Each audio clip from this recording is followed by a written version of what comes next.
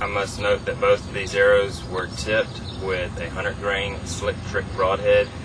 However, the aluminum arrow does outweigh the carbon arrow I am shooting by about 75 grains, so it is a much heavier arrow, and definitely you can hear it flies a little bit quieter just from a heaviness standpoint.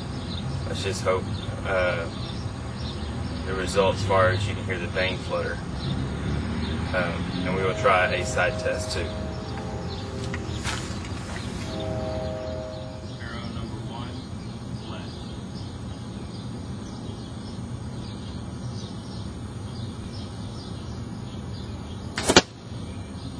Arrow number 2, FOB.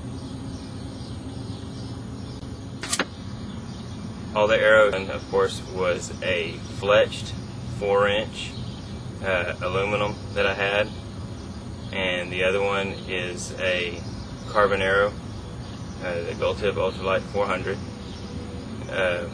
with a FOB on it.